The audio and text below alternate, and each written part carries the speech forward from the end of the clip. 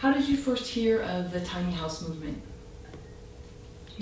Well, actually, it's interesting because Merete and I both had read the same article in Yes Magazine back in 2009, but we didn't even know each other yet, and so I think from there it was sort of ongoing. Every few months I would, oh, look at this tiny house, and for myself, and then.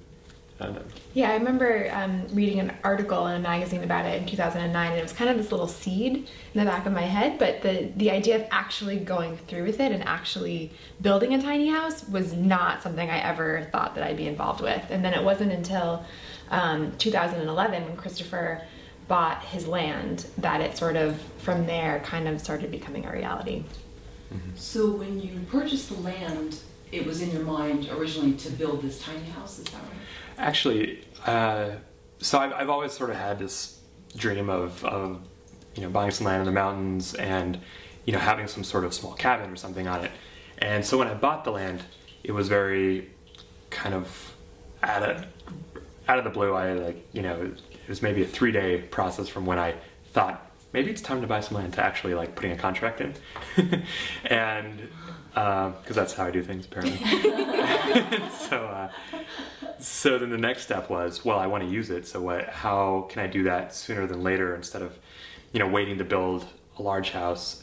And I'm also an environmentalist, so I didn't want to build a large house. I wanted just a small place, like a little cabin kind of a feel. And so I started, weighing different options. And I remember tiny houses actually from the magazine article. And so the tiny house was actually it was the right solution for the sort of set of limitations I imposed on myself and that the location imposed. So it just worked out really well. And the reason it became a tiny house was because Christopher's county, Park County, like most counties, actually has a minimum house size built into the building codes of the county. So in order to legally build a house that you can sleep in, it has to be at least 600 square feet, which was just, to build a 600 square foot house, Christopher wouldn't have been able to do that himself, which was really important to him, and he just didn't really have the money to invest in that up front. So, so putting them on wheels built onto a flatbed trailer is a way to get around the building codes because it counts as a temporary structure. So that's why it kind of ended up being the extreme kind of tiny house on wheels. Yeah, the building codes are probably the main reason, because I probably would have built, and this is, keep in mind, before the film, so I was just thinking about what the best structure on the land would be for, what I wanted, and I at the time was thinking, 300 square feet sounds about right to me, and which is still really small, but it ended up going smaller to fit on the trailer, and the thing too about doing it to building codes is a lot of people don't realize this probably until they build a house, but codes increase the cost of construction quite a bit because they have. At that altitude, it's at 9,500 feet. The footings for the foundation have to be 12 feet in the ground. So there's no way I could dig that by hand and pour the cement myself. So it just, the costs start adding up, and then it becomes this project that I can't even really take on myself. So, so the tiny house actually just seemed like the right fit because it was in line with all the sort of my values and the dream that I had to do this project. So. And is that the reason then the end result is the money that the county or whomever ends up getting because of building a small structure? Is that the reason why 600 square feet is the minimum? Do you think? Yeah, there's different we've interviewed a lot of people who have sort of different views on the building codes and things like that. The consensus is that, building codes definitely are a little bit outdated for what is needed right now, but that, there are theories that, property taxes are based on square footage, so it's a way for counties to keep the tax base up, is what some people say. Other people say that it has to do with kind of like the mortgage lobby and, things like that. Other people... That they were, sorry, I read that the codes were originally kind of written in partnership with the building industry and the mortgage industry because both of those industries gain a lot from having larger structures being built. So, and we have talked to a lot of people who will say, building codes are necessary to preserve safety and to preserve, health and things like that, but that they really do just need to be updated because they're a little bit antiquated right now. Yeah, the other sort of cynical view is that people are opposed to, or towns are opposed to tiny houses because it brings down the property values of larger houses that they might be located next to. Although some Jay Schaefer from Tumbleweed Tiny House Company says that that the research actually shows that a nice tiny house doesn't have that impact, and that sometimes it can have the opposite impact. So there's different views on the usefulness and the sort of the cause of the housing codes. Yeah, I mean, I think it kind of goes along with just the whole cultural mentality, which I think is shifting, as a result of the housing crisis and things like that. But just the idea that you want a bigger house if you can afford it, and that if you have a small house, it's because you can't afford to have a bigger house, and it's somehow kind of embarrassing to have a small house. But I think that's changing. In your opinions, do you think that the housing bubble would have been prevented if maybe 30 years ago this sort of, it seems like now there's more of a trend with tiny homes, had been adopted, and maybe some of these codes were more lax or just more friendly to tiny homes rather than what's happened, people getting in over their head? Or is that mentality that people kind of always want what they can't have in place, and so? Well, in my opinion, I guess, I kind of think that the housing crisis was necessary to change the culture around around consumption, but specifically around the home sizes that we choose to, or the structure we choose to live in, because I think that, it's this upward trend, and I didn't see that really changing unless there was like some sort of outside, force, because it really was this culture of, there's the keeping up with the Joneses, and then I think it's all rooted in this concept of the American dream, of this is what it's like to be successful in America. It's to have a certain size house and a certain kind of job, and it's a status thing. And I think until, that came up against the hard reality of, a housing crisis, it's like that probably wouldn't have changed a bit. Yeah, I think also kind of just the rise in more environmental awareness, in the last few years as well, and people kind of realizing that we have to, one of the interviews that we interviewed a few days ago, she was talking about how we really do have to think of growth and consuming differently. We can't just keep producing new things to consume and then throwing them away. It's just not, feasible, and that we have to think about, consuming things that are used and, reusing things and being a little bit smarter about the way that we consume and the way that we build. And I think that's also part of the tiny house movement. So, I think it's a combination of the recession and, the economic crash that happened, and then also kind of a growing environmental awareness. And then, I think also with younger generations, there has been a reevaluation of the American dream, just in terms of most people I know don't want to just get a job that they don't like to support a lifestyle that they like. Most people that I know want to have the flexibility to figure out what lifestyle fits the life that they want. And so it's less of like a, mortgage, marriage, car in the garage kind of thing, and more flexible. Yeah, that was one of the great things that in watching one of Jay Schaefer's videos, he said in going small, your world actually expands, because then you're freed up in terms of time spent caring for the home and also money. Can you talk about, have you had any sort of epiphanies in that area, or has your life sort of freed up in some sense? Because, I know you're busy doing a documentary and you were making, so maybe now it's premature to ask that, but at some point do you feel like your world will definitely change because you won't have this huge liability on your back? Well, I feel like, one thing with our story, which is, becoming more a part of the film as well, is that, I think that we're still figuring out, how the tiny house fits into our lives. And it's great that it's given us the flexibility, to, I'm from the East Coast, and I've been thinking about going back to the East Coast to be closer to family and things like that. And so it's given us the flexibility to, if I were to rent a small apartment, on the East Coast, and then we can also have the tiny house in Colorado that is a base to come back to in Colorado. That's a place that we own, we're not paying rent for. And I think it's given us more flexibility, to kind of explore options and live in different places and have the kind of life that we want to live. Mm-hmm. And there's definitely more of a sense of security when you own a house, and I think anybody who's a homeowner probably experiences this when they buy it, where you especially when you own it outright and you don't owe the bank anything for it, but it's like always a place that you can come back to, and so there's a sense like, oh, if nothing else, if I lose my job or whatever, at least, you know, there's this place that I can go stay, that I belong in. So there's a certain amount of security that comes with that, and, you know, sort of kind of opens doors in a way. But as far as the Jay Schaefer quote, I think that also is sort of alluding to the sense that when you live in this sort of smaller place, and that takes less time to, and energy and emotion to think about, that you have all that extra energy and time and emotion to like sort of build your community or be out in the world.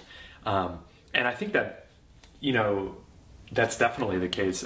Even in building the house, you know, we had a lot of our friends come and help out, and then have come and, you know, and stayed up on the land with us and stuff. And it's been great already at building community. But, you know, when we're up there too, we you know, you're inside, but it's this, it's nice because the whole world really does kind of open up to you. And it's kind of like building a home that almost feels more in the larger world in ways that a larger house doesn't feel, you know.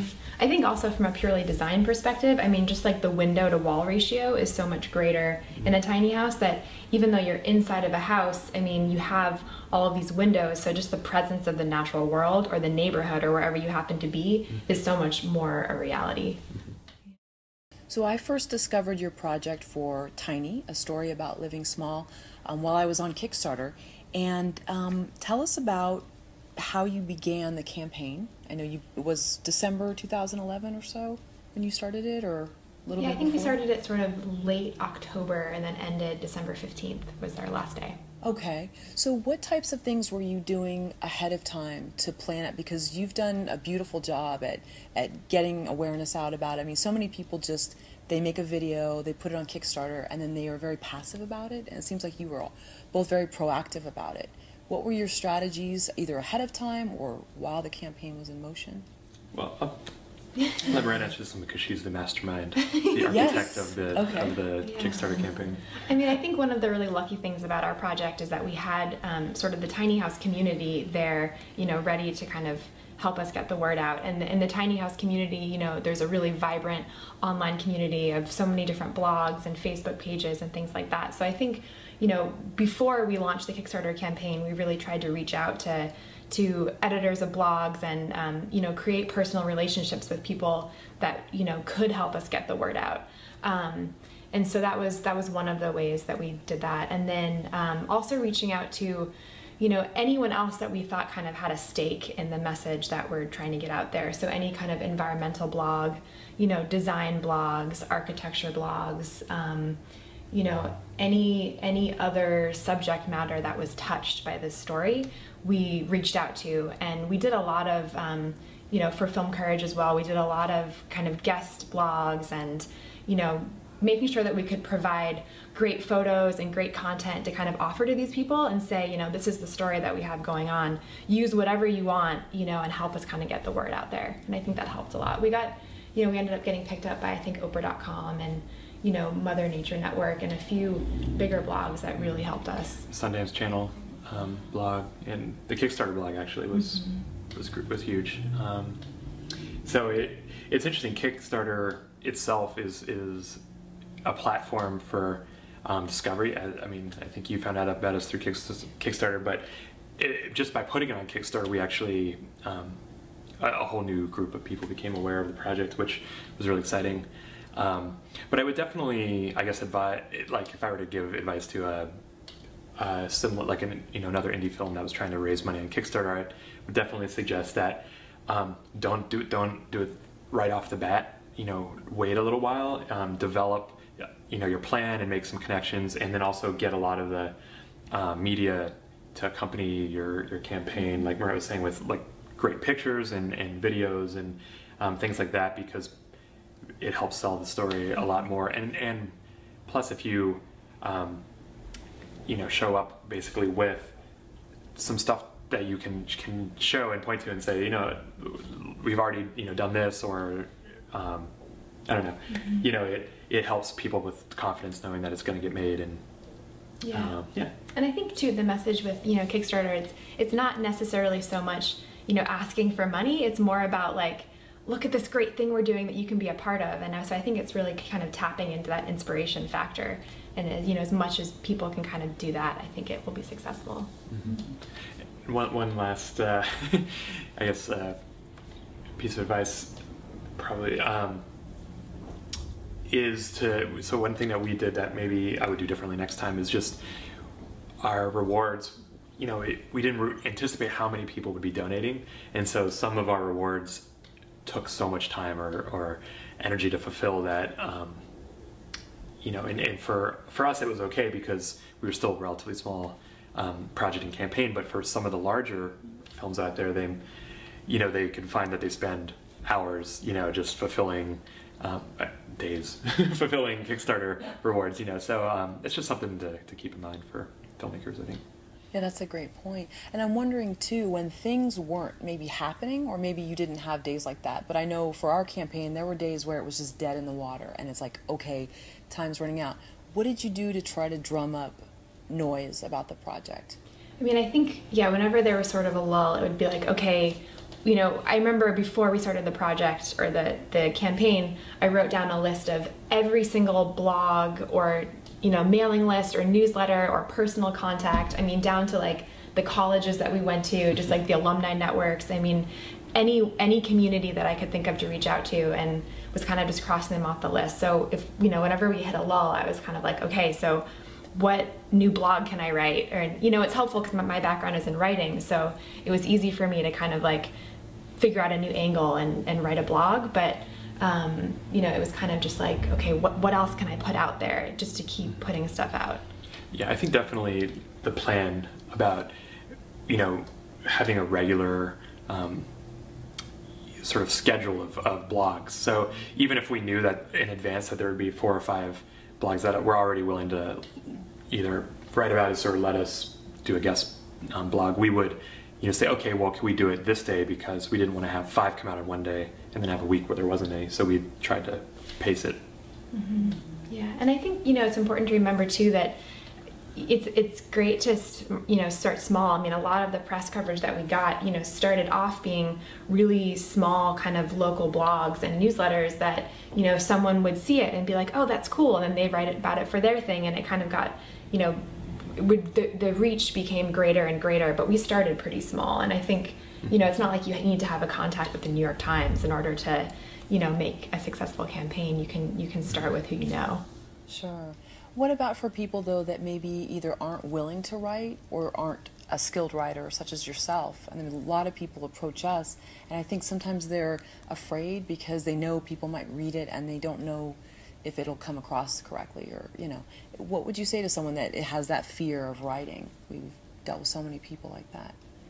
I mean, I would say that there's more ways than just words to tell a story. So I mean, if someone's really visual, or, you know, maybe someone could like do a cartoon, or I don't know, I mean, there's so many different ways to get a message across that doesn't have to necessarily be in the written word. I mean, it could be music, or, you know, just really kind of using creativity to think of different methods. Yeah, I mean, if they're filmmakers, presumably they could do video blogs or something like that.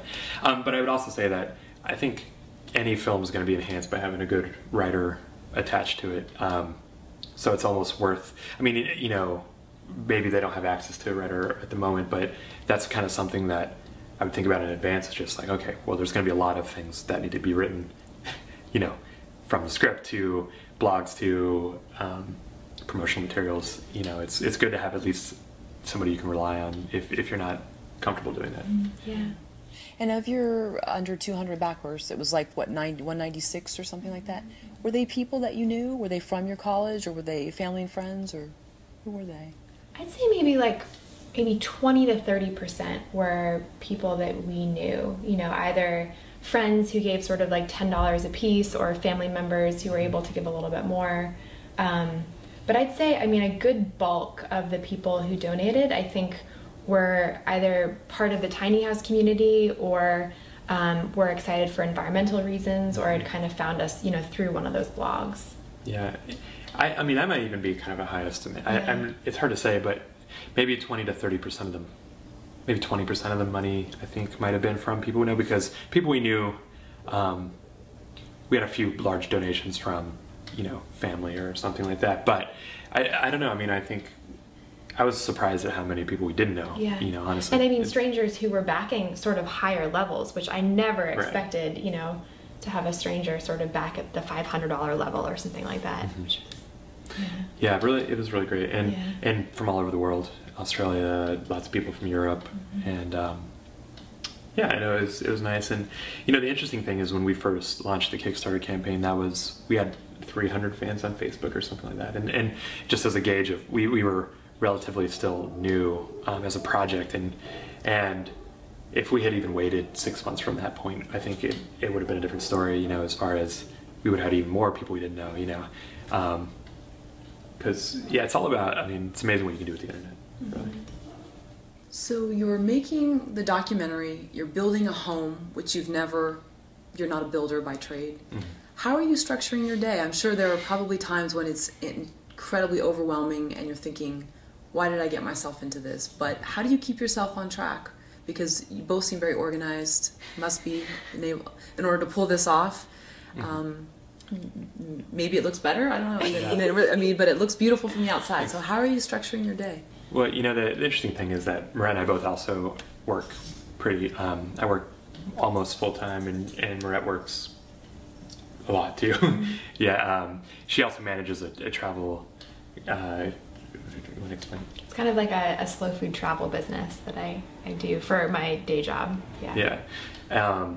Which is not a very straightforward, you know, you punch in, punch out thing. So she's always answering emails for our project, for that business, and for other things. And I work from home as a graphic designer and programmer too. So it can be kind of hard to keep those various things and together, because you know, the building the house, like you said, and doing the film are two very separate things and different kind of parts of the brain, and they both, either one of them would have been one of probably the hardest project I ever took on, but together it was really intense there for a while. Now luckily we're just focusing on the film, and that's been great, but we've also been focusing a lot more on it, so it's a lot more intense in the post-production process. So I don't feel like we slowed down at all, but it's been going good. Yeah. I mean, I don't think there's really necessarily been any method to sort of how we've done it. I mean, it feels like, I know, you know, Christopher used to always say with the tiny house that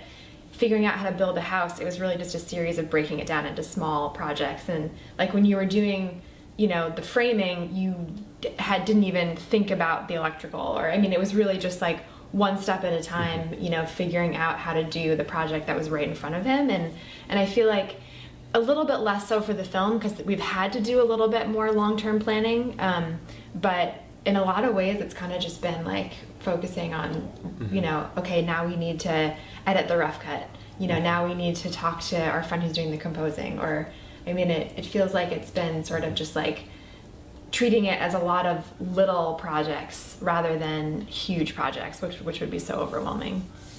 Yeah, I think that's actually very much true.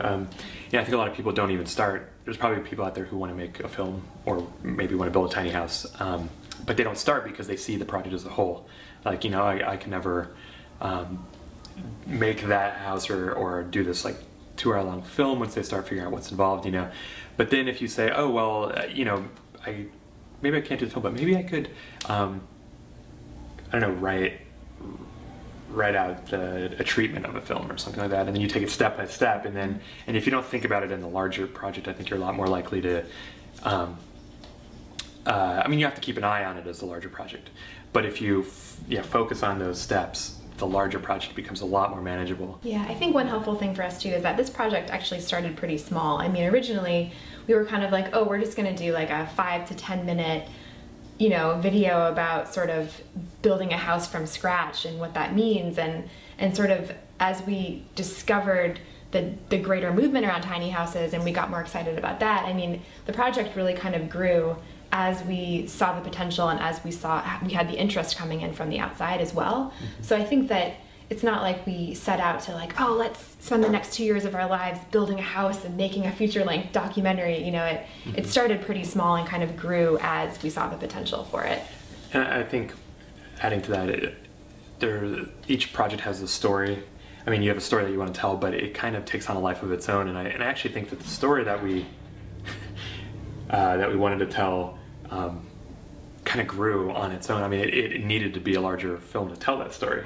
You know, as we put together a rough cut that ended up being about 50 minutes in, at the end, with still trying to keep it with the short in mind.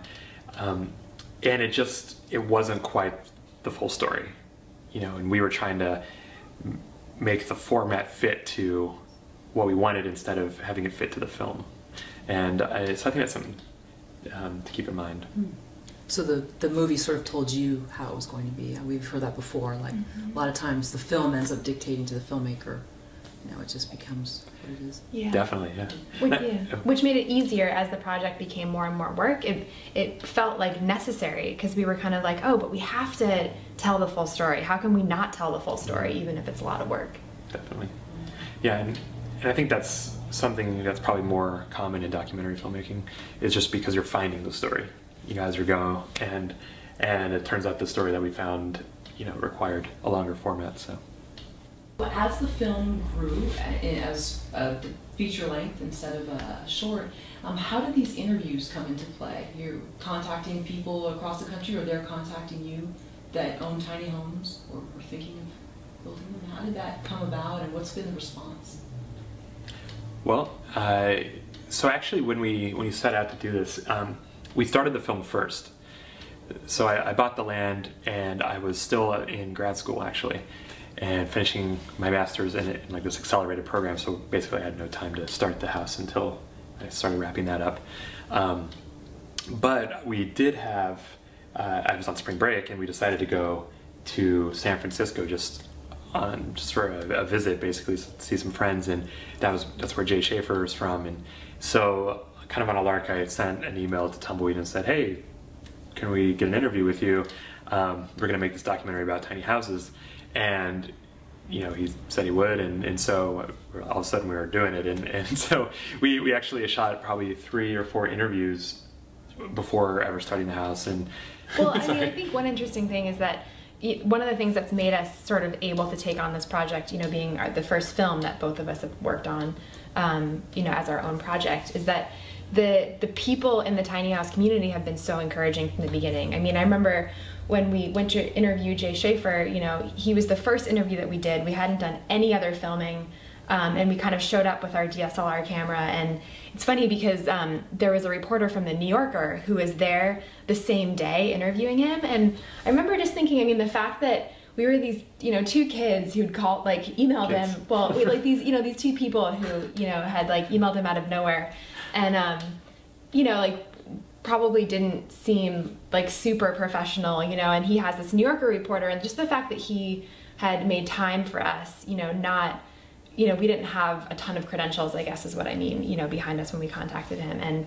And I think, you know, from the beginning, people have treated us, you know, in a way that has made us want to move forward and tell this story. And I think that, you know, we've learned a lot in the last year and a half, and I think that now, you know, we have a lot to show, you know, and we're pretty professional and things like that. But, you know, but just the fact that from the get-go, we were sort of treated as documentary filmmakers, I think made it, you know, more of an impetus to actually make the film, you know, moving forward. Mm-hmm.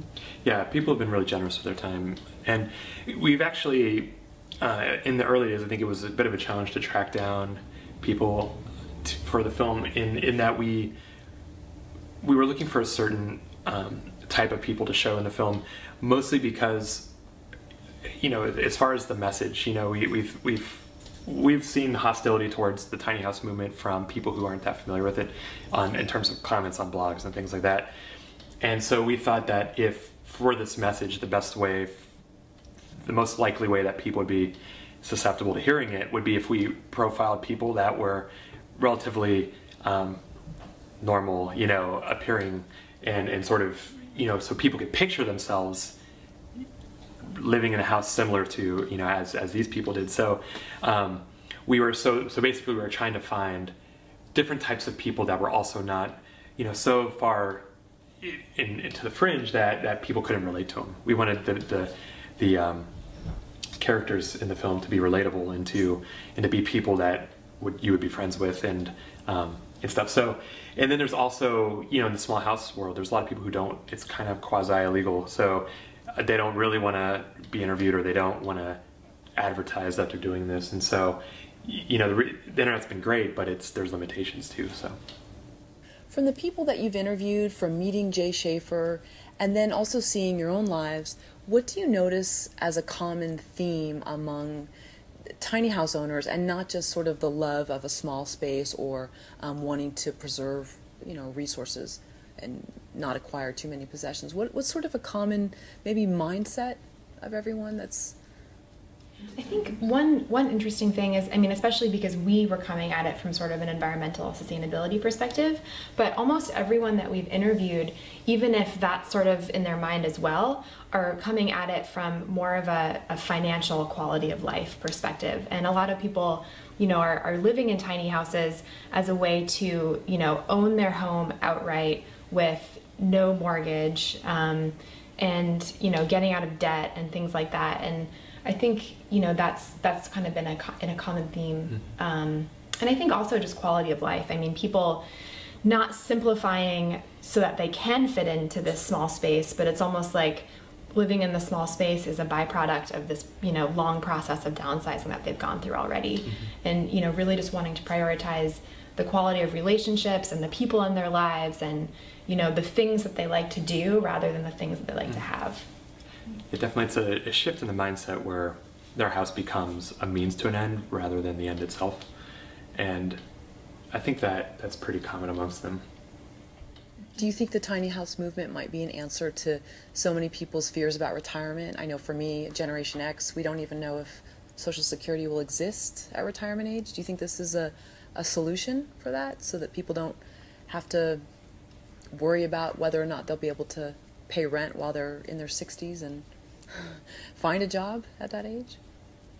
Yeah, I think that, you know, we've heard from several people that they're debt-free now because, you know, they've only been living in their tiny houses for 2 or 3 years, but because when you're not paying a mortgage every month, you know, it's $600 to $1,000 to $2,000 in some cases, or more, that you can put towards paying off bills or putting into your retirement. So it can very well be a key to financial independence for long-term as well. But I think it really depends. You know, like anything else, it's up to the person and what they choose to do with that extra money. So, and you know, if you build the tiny house right, it can last as long as a normal house. It's built pretty much the same way. So it could last you to old age, and you could live in it that long, I suppose. You know. So from your site, you say that Tiny, your documentary, is a story of building a house from scratch, and it explores how we live and find ourselves at home, our relationship and identities with our home. So if we gain a sense of identity from where we live, why do you think in most people's minds they equate bigger as better? What is this, you know, Cadillac Escalades, Humvees, we somehow think that bigger's better, and does it equate to more self-esteem, or we feel more powerful? Yeah, I mean, I think it's also probably a product of, you know, just advertising and media, you know, in our country over the past 50 years, you know, really trying to sell us the idea that, you know, why wouldn't you want to have more if you can, you know, and without necessarily thinking of what the impacts of that would be either on your own bank account or on the environment or things like that. So, I mean, I think that, you know, that we've really kind of been sold this idea for a long time, and it's really kind of ingrained, you know, in our psyches, you know. And I think, I mean, part of we've been looking a little bit at sort of, you know, the tiny house as a phenomenon in America, you know, because America does have this particular history and this particular relationship with, you know, size, and we have the room to expand, and so that's kind of been a part of the American psychology, whereas, you know, in other countries who don't have, you know, the space to expand, it's not as much a part of the culture. Yeah, I think it's very cultural. You know, I mentioned the American Dream earlier. We've been talking about it, and there's this concept of, you know, you can. I think it's sort of inherent to a capitalistic society, without getting, you know, too political or anything, but just that. there's always going to be this sort of competition, for selling things, for doing things bigger and better, and I think you tie that in with the American dream, this concept that anybody can be successful, that you want to show that you have been successful, or at least in the past, and this is actually nothing new. We filmed at Walden Ponds, and we've sort of looked at the Thoreau story a bit and tied that in our film, and he was actually, when he went out and lived by Walden Pond and wrote Walden, he was reacting to something very similar in his day, where people tended to have these really large country cottages, and so he sort of in protest of that, and he went and he built a really small cabin and lived in it full time with his own hands, and so this isn't a new concept, and it's also not, the tiny house isn't a new reaction to that, and it's sort of interesting. It's, we have a proud tradition of capitalism, and sort of in living these like big houses. We have a proud tradition of people, sort of denying that and choosing to do something different. So yeah, I think that going with the sort of Thoreau history, and what Thoreau did was really kind of whittle things down into this little space to kind of have the perspective to really view his life maybe from a different lens. And I think the tiny house movement is really similar, and what we're not necessarily saying that everyone should be sort of like packing themselves into the smallest space possible. I think people need to be comfortable, and people have that right to be comfortable, and they have the right to decide what that means for themselves. But it's really kind of looking at this as an option for just having a different perspective on what's needed, or what gives people a quality of life, and really sort of just taking some time to reevaluate that and make sure that the path that we're on is the path that's actually gonna make us happy. Yeah, I like to say that it's sort of a reductionist approach to discovering what's necessary in a home. So it's when you take a house or a home and you strip it down to its barest form, and if it still feels like a home, you can analyze that sort of and say, okay, well, this is what's necessary, So then as you build up from there, you can choose things that enhance the quality of life, and you can leave things that don't, and so it's really a distillation of home.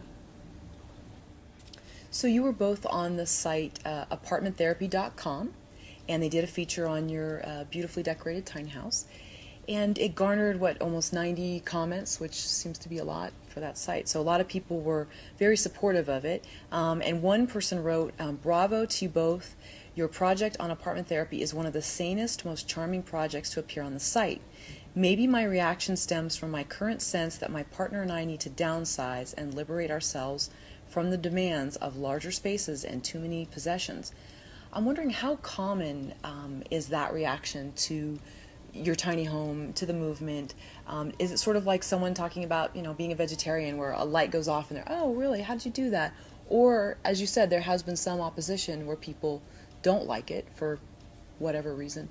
But is it mostly supportive that you've received? Like, a lot of people, they seem interested in it, or is there some questioning involved? Yeah, I mean, I would say it's been maybe 75%, positive, just sort of the feedback that we've gotten online and things like that. And I think maybe one of our biggest hopes for the film is that, it might, in the same way that when we read that article in 2009, the tiny house thing was kind of this little seed in the back of my mind, just to kind of spark something for someone, no matter what direction it takes them in, that's sort of like, oh, there's another option, or like, oh, that's really interesting, or maybe I could think about it this way. And so that's been really exciting, and then I think, the other 25% is, there is something about sort of like home that really kind of reaches to the core of who we think we are, and so I think that does kind of unsettle people a little bit when they maybe see this and they interpret it as, that we're saying that the way they live is wrong, or that they should be doing this, which is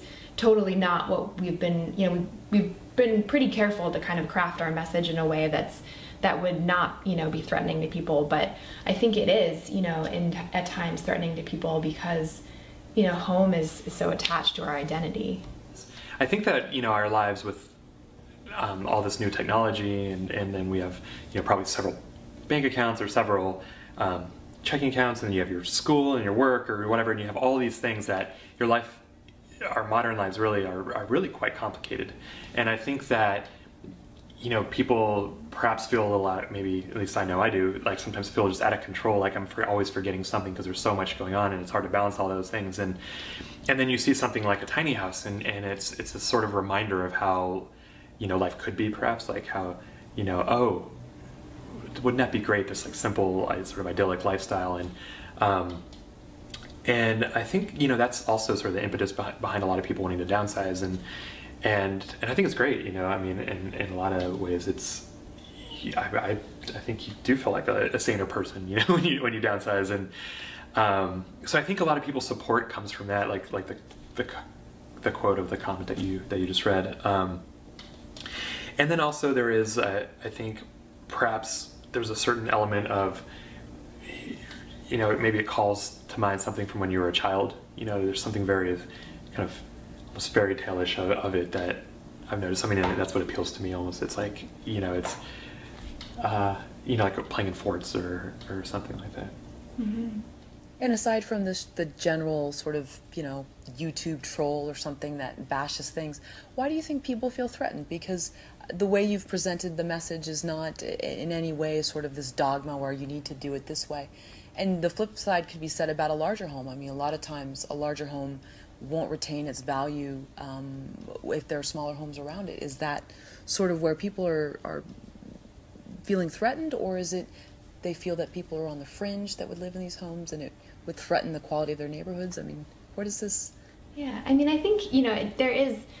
When people have worked really hard for something, I think that I totally understand how they might feel like, oh, but you're saying that I've worked really hard for this thing, and now you're saying that that's not what I should have been working for, or that maybe that wasn't worthwhile. And I think, that we're not, like I said, everyone needs to decide that for themselves. We're not trying to sort of poke holes in anyone's lives or anything like that. But I think, when we are presenting a lot of options, and I think that there's always going to be a case where someone's kind of like, oh, there is this other option, and rather than feeling inspired, it might feel like a little bit deflated, or might feel like a little bit defensive because of that. But I think, at the same time, that it sparks something, and even if they don't feel great about it at first, hopefully it sparks something that will kind of help them, figure out whatever they need to figure out. Yeah, I think people's reactions are almost always about their lives and like what they have going on, and it actually is less to do with what we're doing, and then more what it brings up for themselves, and I feel like you get people who are perhaps going through all these financial issues who see it and are like, oh, that's what I need, and then they're supportive.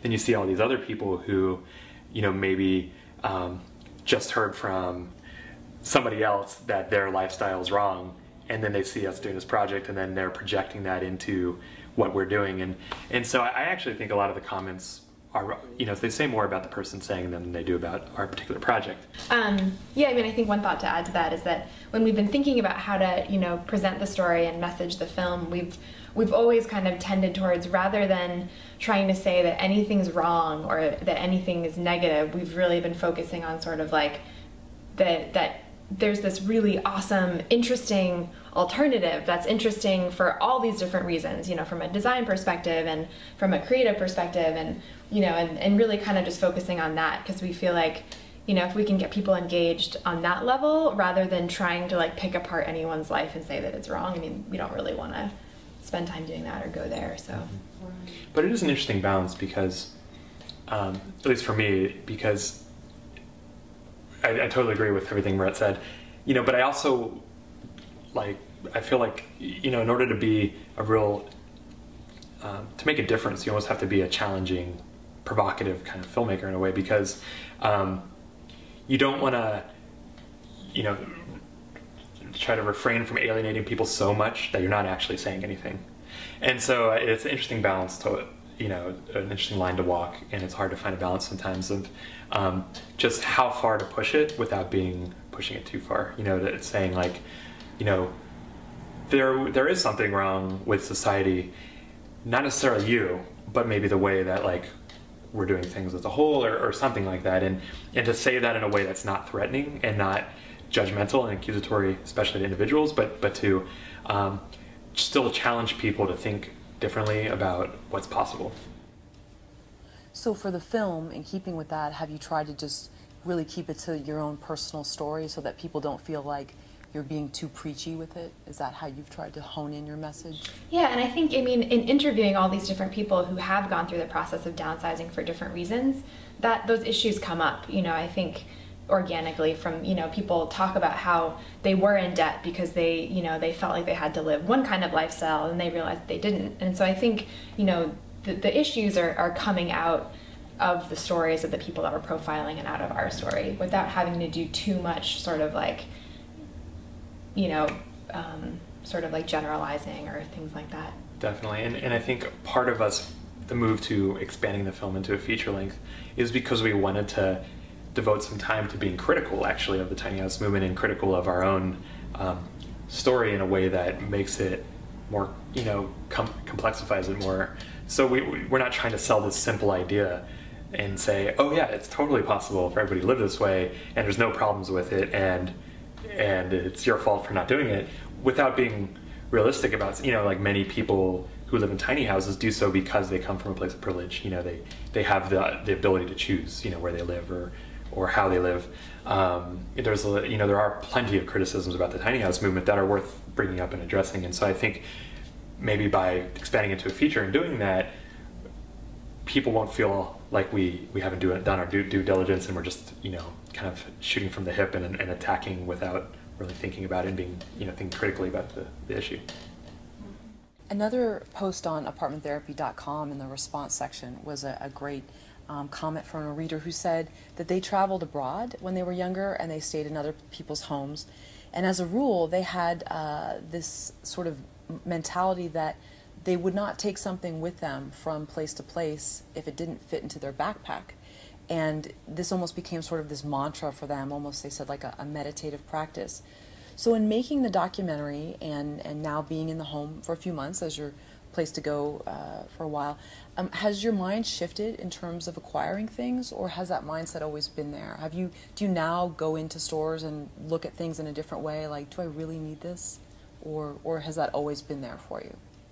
I mean, I think I've, you know, at least in the last sort of 5 or 6 years, I've moved a lot, you know, just from apartment to apartment. And I think that has sort of helped me downsize more than anything else. You know, just the process of like, oh, I'm going to have to like carry this box of books up a flight of stairs when I move, or, you know, and then, you know, the process of thinking that you don't have that much and then you pack everything into boxes and you're like, wow, that's not going to fit in my car. That kind of thing has kind of, I think in that way, you know, I probably own less than the average person because of the moving process and constantly kind of getting rid of things and whittling things down.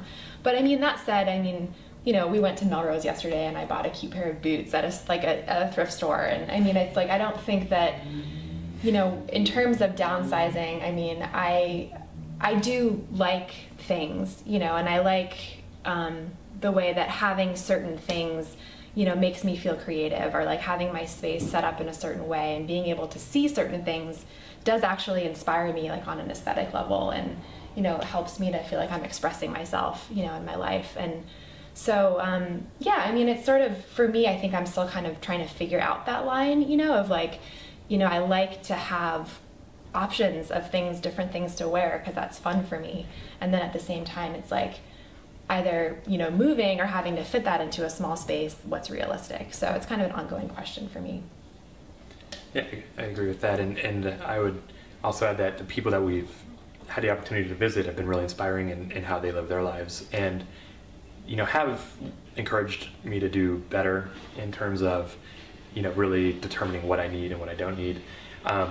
Several of the people we live with own pretty much nothing, you know. Did I say what was it? That we interviewed, I'm sorry. Several of the people we interviewed, you know, there's Tammy and Logan, and Tammy writes this blog, rowdykittens.com, which is all about downsizing.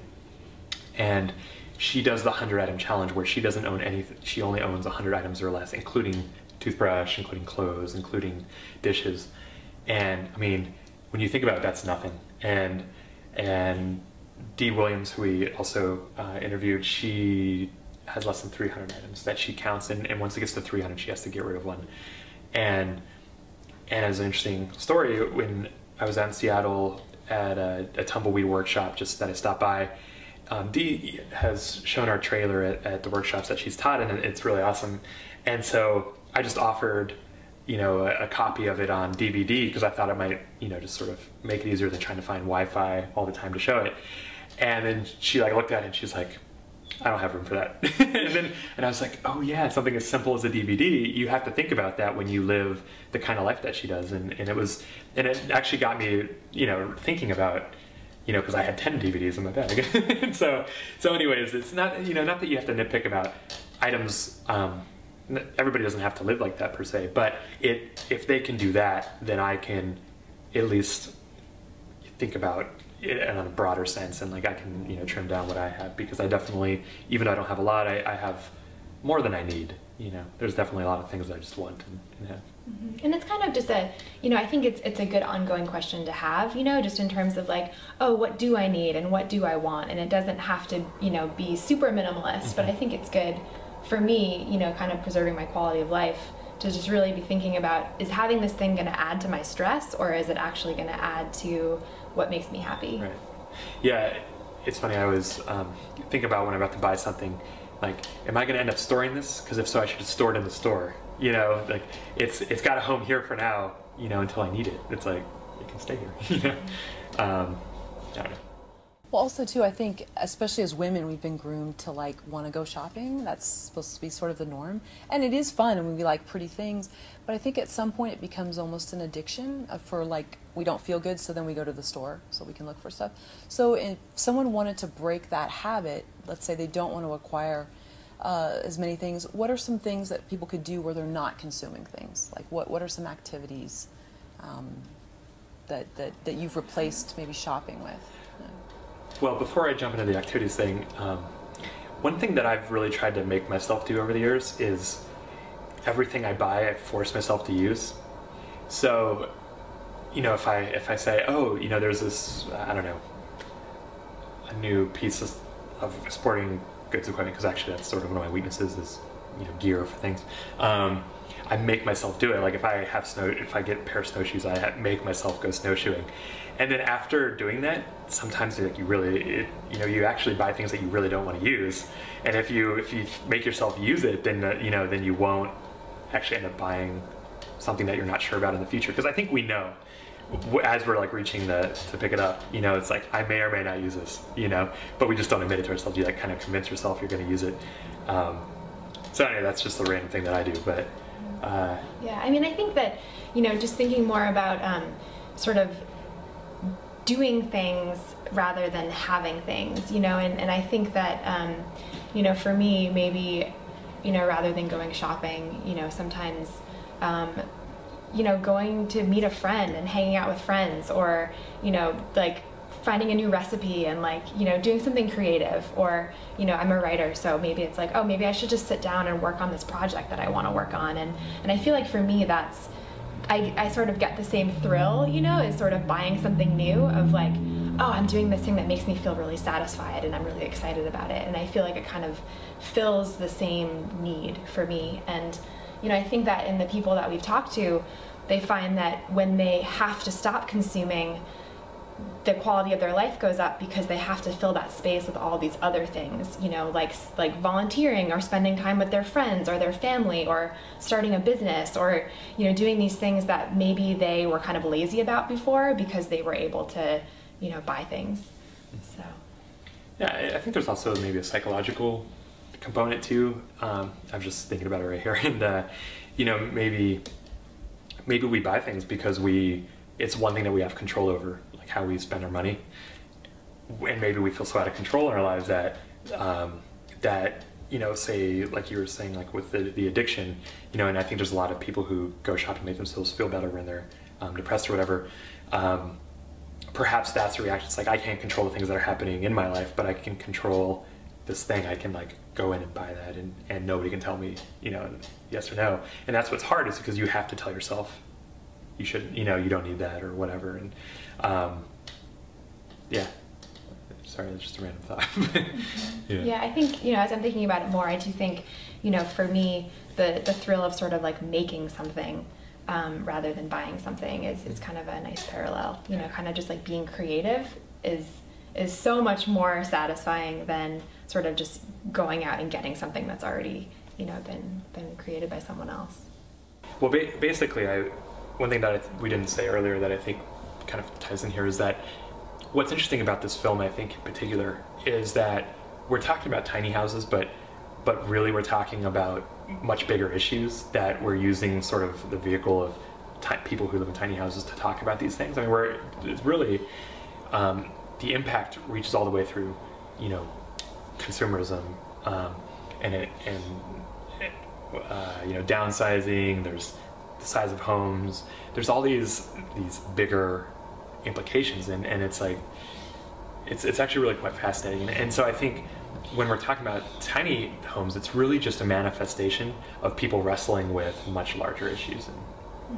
Yeah, I think that's what's great about the whole idea of home, and it's this thing that everyone knows what it is, but it's really hard to explain like what it is that you feel when you feel home, and I think that's kind of a question of people just, trying to, it's kind of a question that everyone's kind of asking all the time in all of these different actions that we're doing. We're kind of, looking for that sense of, whether it's like a sense of comfort or a sense of belonging or a sense of like, this is my place, I feel really good here, and that allows us access to talk about a lot of other things.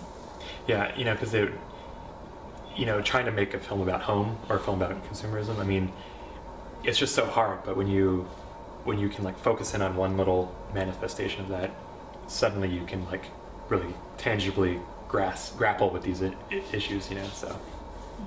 Are those some of the things that embody home for you? Just. Yeah, I mean, I think personally, I think, I have been thinking a lot about home throughout this project, and I think, the things that I've learned is that it has a lot to do with people, and it has a lot to do with, for me, kind of like the aesthetics of, location and landscape and, the few little things that are around that kind of inspire me and help me to feel like, kind of like my best, kind of person that I can be. Yeah, definitely. I think, people, place, and security are three big ones. The community or the family that you're surrounding yourself with, the place that it's situated, the town, the city, the landscape, and then just having a place to feel secure, emotionally, physically, from, that's yours, that you kind of have control over the space. And those seem to be the essential elements, along with the physical, taking care of your physical needs like cooking and bathroom and, place to sleep, things like that. Mm-hmm. So the film is in post-production, and are you editing it yourself, or you have someone that you've hired? Yeah, so our post-production process is sort of born out of necessity. We're operating on a pretty small budget, so Merete and I sit down together and discuss like the film and the arc of the story and how we want it to go, and then Merete will actually do a lot of the writing and sift through interviews and stuff to sort of figure out how best that we can tell the story, and then I do a lot of like the physical editing, and then we talk about the rough cut, and then we what changes need to be made. We'll show it to people. So it's a very collaborative process, but yeah, we're doing it all in-house and kind of all ourselves at the moment. I think it's been helpful because, I mean, I know for me at least, working on sort of the minute details of editing, and then, it's really hard to kind of step back and get perspective on the bigger story after you've been looking at the same 5-minute sequence for like 48 hours, and so I think it's been really helpful to work that way because we can kind of, make decisions and kind of get different perspectives while editing. So what's the plan once the film is finished? What's your plan for it? Well, it's sort of an ongoing process, I guess, determining what the best route is. There's so many opportunities these days with the internet on self-distribution, and so we feel really comfortable about doing that, and that's sort of our backup in the long term. in the short term, we'd like to submit it to film festivals, and we've had actually some interest from different television stations, mostly in Europe, actually. But so we think that there's some interest out there to potentially do some sort of more of a traditional type of a release, and so we're not 100% sure, but we might like to go that route, and so we're sort of I don't know, we're exploring it's interesting. I feel like I've actually learned a lot about the sort of DIY distribution actually from reading your blog and watching a lot of your interviews from different filmmakers.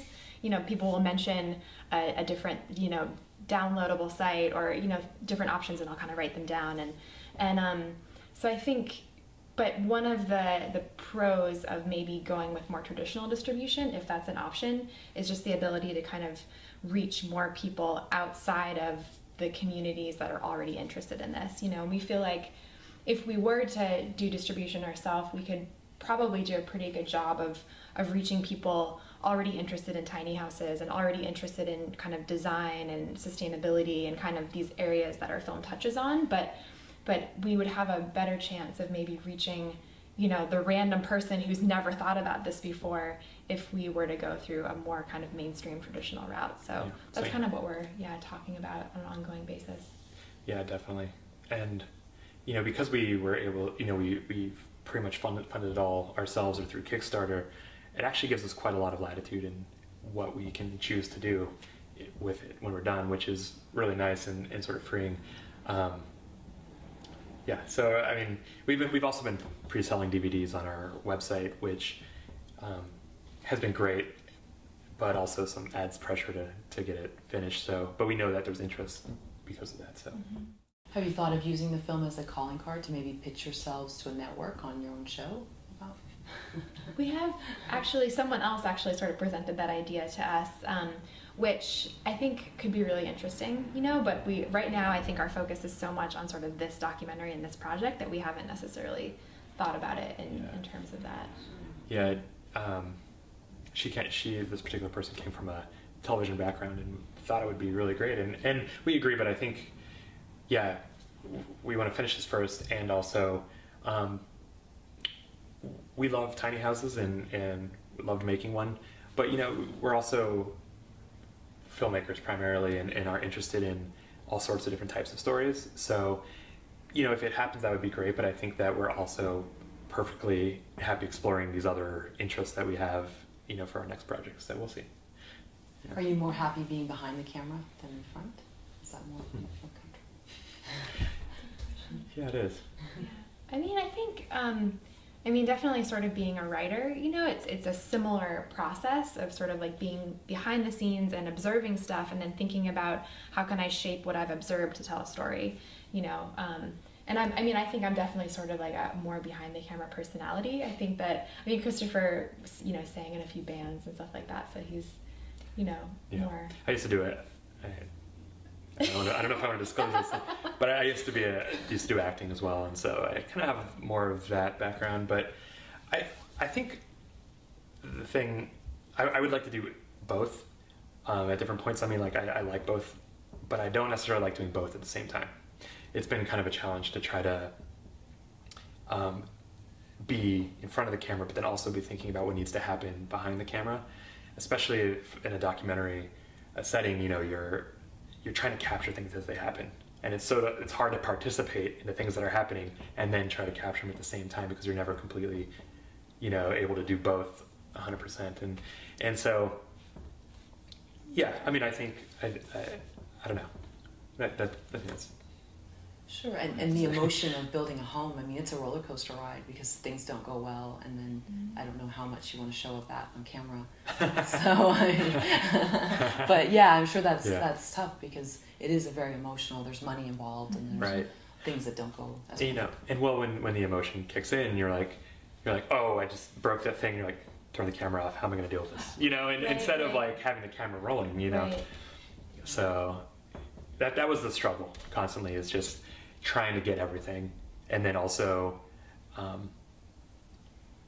the things that you want to get most are the hardest to capture because, they're... When you're in the emotion, it's hard to have the perspective to think about capturing it from the outside. Yeah. Right. Exactly. beginning last October, here we are, but it's about 9 months later, and you've sort of put this story, this idea out into the world, and I can sort of see the impact that you guys have already had. Can you talk about the impact that you've had, and did you anticipate this many people rallying behind what you guys are doing?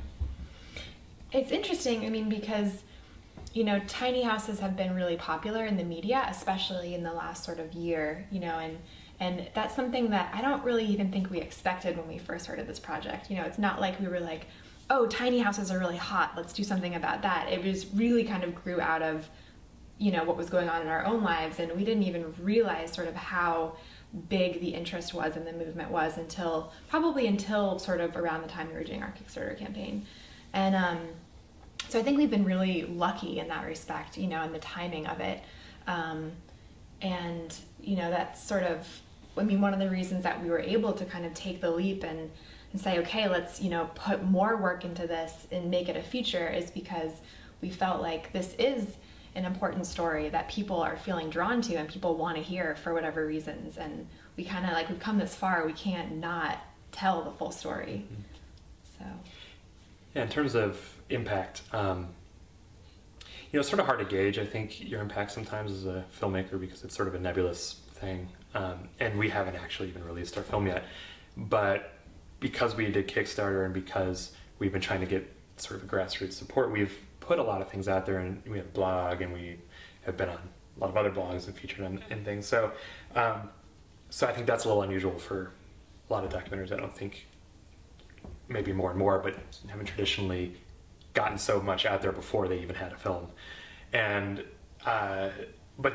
so anyways, it's hard to sort of gauge what impact that's been just from in terms of, this person made this change in their life because of that, because we don't know most of the people who know about our project. But where it hits home for me is that I actually have had a few friends who now are thinking about doing something similar, or shared with me. We were visiting a friend here the other day who just bought a house in LA, but before he bought a house, he wasn't finding anything he liked, and he was, doing a bunch of research and kind of drawing up plans to build a tiny house because he came and visited ours. And so when I hear things like that, I'm like, oh wow, this does have some impact in people's lives, and it's pretty exciting, And I think if I could speak for both of us here, we have had some opportunities to share the project with kind of like first graders, and also the Pioneers Conference came out to the building site in Colorado.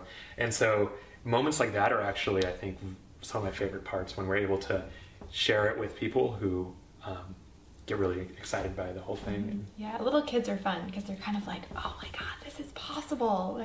You're a grown up and this is my dream, and you're living my dream, which is really cool. Well, you've impacted us, and Dave will tell you that I've talked about tiny houses now. December 2011. So.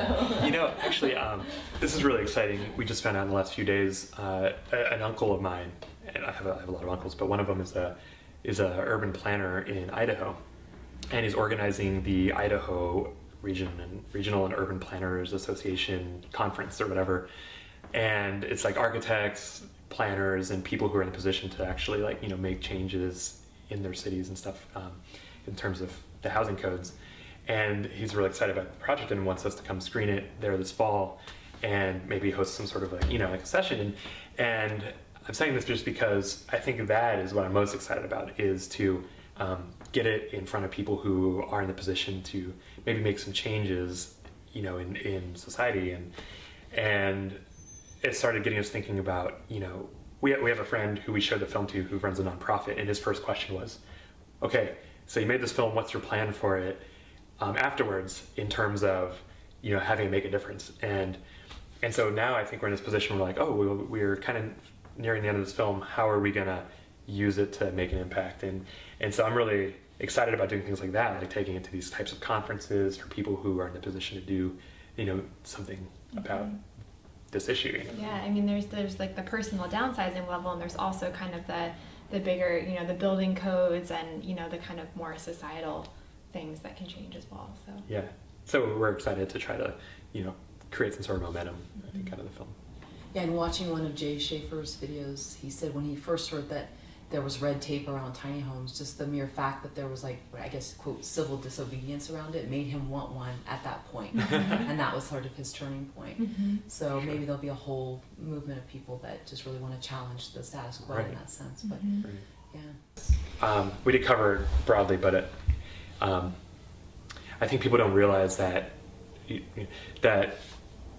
most counties in America have adopted what they call the IRBC codes, which is the International Residential Building Codes, and those codes they're called the International Building Codes, but they're primarily adopted in America. I think maybe in Canada to some extent, but and those, because they're all adopted some variation of those codes, that's the code that really needs to be changed, because that's the one that has the minimum house sizes, and it has the, it sort of stipulates certain sizes for each type of room, like a kitchen should be X by X and a living room X by X, and if you have this much square footage, you need at least this many rooms, and things like that kind of get in the way of creative housing structures. Yeah, and I think, beyond just creativity too, there are obstacles to, I'm not sure, what the codes necessarily are in LA, but, in a lot of places, like if we wanted to take, our tiny house to Denver, for example, it's harder in a lot of urban areas, or in Boulder proper,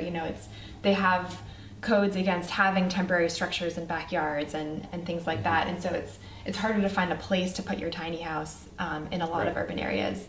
And then also from an insurance perspective, there's actually a woman up in the Northwest that we just learned about who was almost done building her tiny house, and she had a fire and it burned down. And the tiny house community has sort of risen up, and there's a lot of fundraising going on to sort of help her rebuild the tiny house. But, because they're sort of, not traditional structures, it's really hard to get insurance to cover a tiny house, and that's something that would be great to see change as well, so that people can be a little bit more protected. And along those same lines, funding for tiny houses is non-existent, because they're more, because they're temporary structures, more of an RV in that category than they are of a house. There aren't very many lenders who are willing to lend, $26,000 or $50,000 for a tiny house, because they are worried that you can always pick it up and move it, because you can.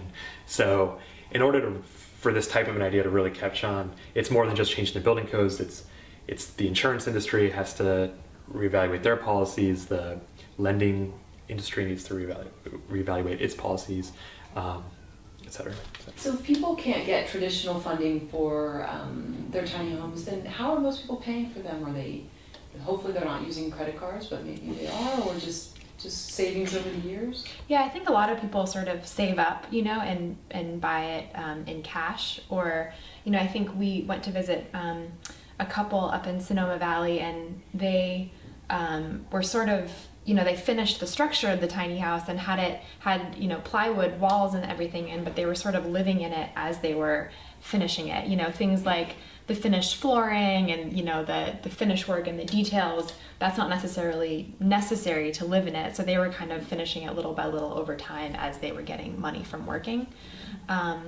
You funded the house sort of by working as you went along and things like that. Most of the house that we built, I funded out of pocket. I think another big source is loans from family, which is nice, because they have a sort of vested interest in you, in your finishing the house and having a place to live. So I had a lot of support from my family, and they've been really generous with that.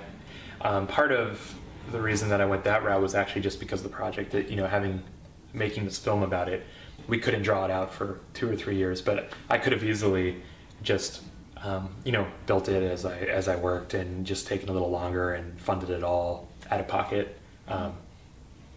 But because we were kind of needed to go at a quicker rate, I had to sort of take some loans that I might not have otherwise done. But that's more the nature of being an independent filmmaker than than a reflection of tiny houses and their financial. There are, people out there who have done them, for less than $10,000, or I think it's sort of a trade-off for time versus money. So if you don't necessarily need to finish the house in a specific time frame, you have more time to find materials on Craigslist, or to find used building materials, or to save money in ways that more and more creative because you have the time to kind of wait and look for things to turn up.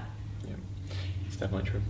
And it's all solar powered? Is that how it's the electricity? Okay. Yeah, there's one thing that's really great about this particular project. It probably doesn't work for most documentaries, but because there's this tie-in with home improvement and building, there are a number of businesses and corporations out there who are willing to support the project because it does encourage people to take on similar projects themselves. And so one of our partners is a off-the-grid solar company called Soul Solutions.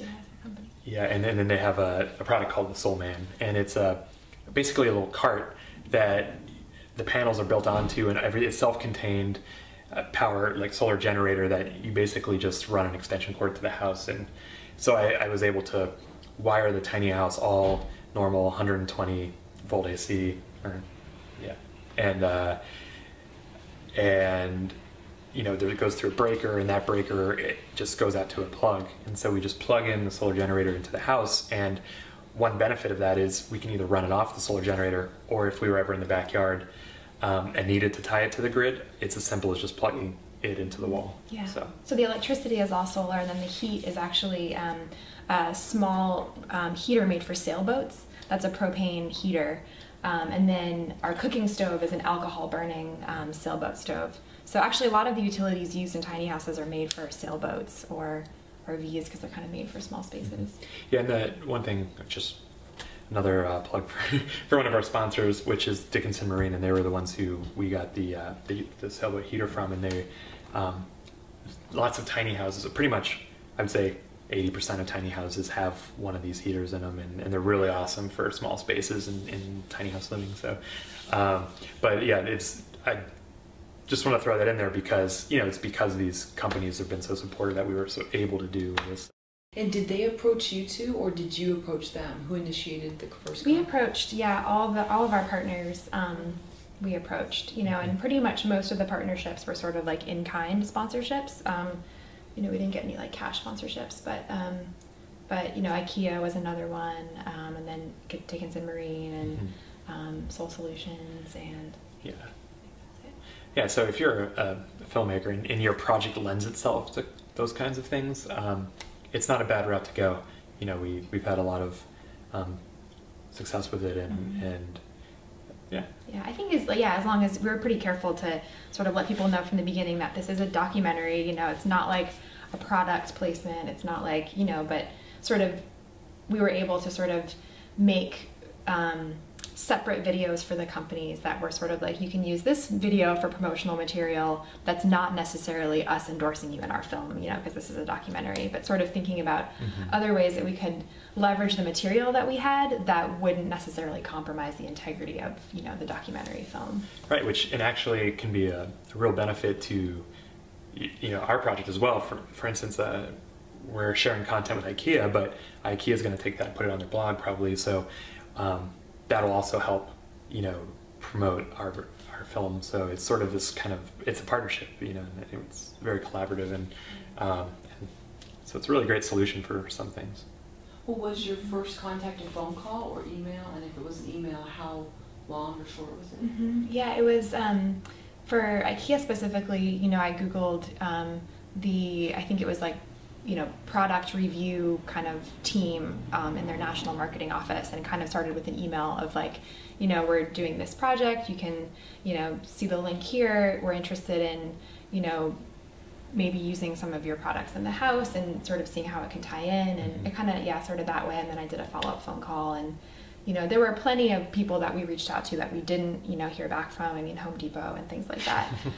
So yeah, it was kind of just like a process of like, we always tried to email first and then call, because when you call, you can always refer back to the email rather than having to like explain the whole project in a monologue on the phone with this person and like on the phone trying to, yeah. And having said all that, though, I think it's important for people considering this option to keep in mind that your film really needs to relate to the company that you're approaching, for them to like really, because it doesn't necessarily make sense for them as a company to support a film about, say, I don't know, landmines in, Southeast Asia when they're a home decorating company. And so I think just being wise and strategic about who you approach, it saves everybody a lot of time, because honestly, they're not going to get back to you, and you're going to take all this time preparing it. And so I think that we were really careful about approaching companies that really made sense for us to approach. And actually the ones that made the most sense were the ones that were interested. And the ones that made less sense were less interested. So did you have a rule in terms of if you did the email and then you followed up with a call, then you would just drop it from there? Or did you say, I'm going to keep trying a few more times? Yeah, I mean, I don't think, I think the people that we ended up working with, we heard back from, I think, within 1 or 2 tries. We were pretty lucky. I think that we could have probably been a little bit more aggressive in terms of like really trying to reach people, but just in terms of we had to decide what to focus our time and energy on, and I think we decided to really kind of focus on the film and the story rather than focusing on pitching for funding. But I think we could have done more of that, but yeah, and well, I mean, with documentaries, like you mentioned earlier, you really want to be careful about the corporatization of it, because it kind of controls, like, your message, one, reflects on the company that sponsors you, and 2, even you sort of become beholden in a way to whatever interests they have. And so I'm kind of glad it didn't work out with, say, a company like Home Depot, because maybe they wouldn't have been happy with us, this whole downsizing thing, or perhaps they would have, I don't know that, but or perhaps they could have pressured us to leave something out or something. Not that that would have happened, and we probably wouldn't have allowed that to happen, but that's just something to keep in mind, and so I think that we didn't want to like chase companies too much, because we were sort of a little bit skeptical about doing it in the first place. It's like if you have to sell the project to the company, you have to be careful about like exactly what you're selling to them. Whereas the companies they ended up working with, we were lucky in that they were sort of like, we don't, they're not expecting anything from us other than to use the products, and then we're sort of doing these other supplementary sort of blogs and things that they can use outside of the actual documentary.